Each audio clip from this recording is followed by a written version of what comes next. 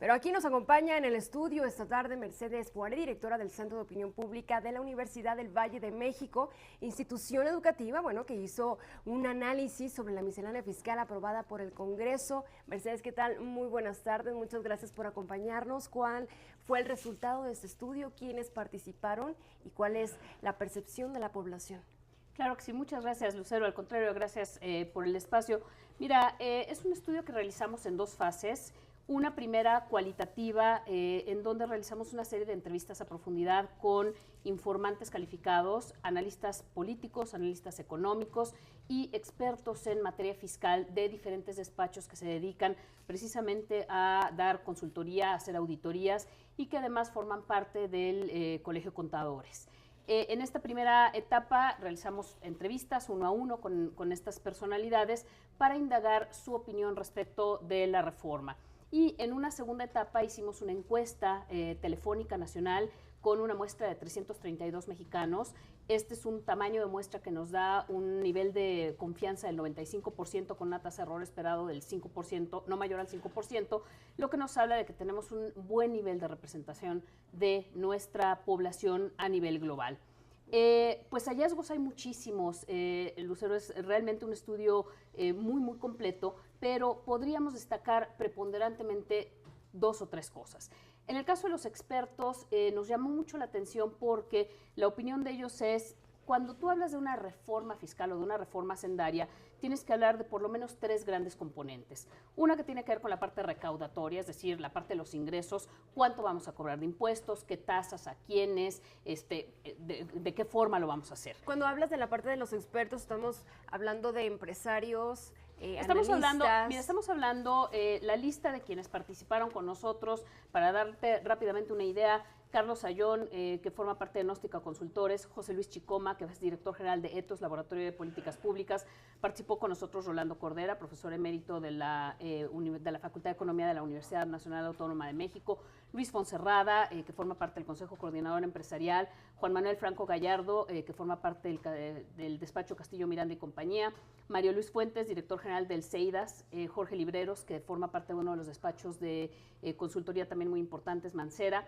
Manuel Molano, del IMCO; Luis Rubio, presidente de SIDAC; Javier Sabaté, de otro de los despachos de consultoría, García Sabaté, Castañeda Navarrete; y Macario Esquetino. Como puedes ver, tenemos representados a muchos sectores, claro, a través de estas entrevistas.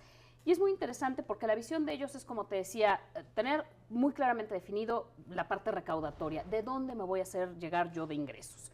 Pero en una reforma hacendaria integral debiera estar también muy claramente especificado el destino de esos recursos, es decir, la parte de gasto público, y lo que opinan ellos es que a esta reforma esa parte le falta, es decir, no tenemos claridad de en dónde se va a invertir el dinero. Estamos hablando de salud, cómo; estamos hablando de educación, cómo; estamos hablando de infraestructura, cómo. Y el otro elemento que, en su opinión, debiera tener una reforma hacendaria integral es la parte de la deuda pública, que en la propuesta de reforma que finalmente fue aprobada sí se habla de un endeudamiento importante del país, pero no está claro en qué plazos y de qué manera se va a ir solventando finalmente esta deuda. Y algo de lo que nos dicen en términos de contexto es, bueno, normalmente una reforma hacendaria pues tiene que ser sencilla, tiene que ser aplicable, tiene que ser propositiva en términos de crecimiento y desarrollo. Los expertos opinan que, además de estas deficiencias en la parte de la, digamos, especificación del gasto público, pues la reforma hacendaria como está difícilmente va a incentivar el crecimiento económico, porque al tener muchos impuestos que le pegan a la parte corporativa, pues esto puede desincentivar la creación de empleos, puede generar que muchas de la inversión extranjera que ya estaba en nuestro país se vaya y deje de venir. Tienen dudas en ese sentido y consideran que en términos generales podría convertirse en una propuesta recesiva en el mediano y largo plazo. ¿Qué pasa con la gente? La gente a quien encuestamos, con la población en general, a quien encuestamos telefónicamente, pues pasan varios fenómenos. Uno es, en realidad hay muy poca información. El 70% de la gente manifestó haber escuchado que se iba a presentar esta propuesta, pero 3 de cada 10 mexicanos no han oído de la propuesta de reforma fiscal, cuando ha sido pues un tema bastante sonado, digamos, ¿no? Y además, en términos generales, 4 de cada 10 mexicanos consideran que con la reforma fiscal como quedó, nos va a ir peor que antes. un 28% considera que nos va a ir igual que antes y un 23% considera que nos va a ir mejor que antes. Mercedes, bueno, rápidamente y muy breve, sabemos que aumentar y cobrar más impuestos no es fácil, pero estos movimientos, ¿qué papel juegan frente al crecimiento económico de nuestro país para los próximos años? Pues mira, de acuerdo con lo que nosotros vimos en el estudio y de acuerdo con los expertos, en realidad lo que tendría que haberse ampliado es la base de recaudación, es decir, que hubiera mucha más gente pagando impuestos, aunque fuera a tasas no tan altas, porque esto de alguna manera te va a garantizar un ingreso mayor en el largo plazo. Como quedó la propuesta, probablemente sí genere una recaudación mucho mayor en el corto plazo, pero no va a estar incentivando la creación de empleos en el mediano y largo plazo, que es lo único que realmente nos puede hablar de un crecimiento económico del país en el mediano y largo plazo. Mercedes, muchas gracias por acompañarnos esta tarde.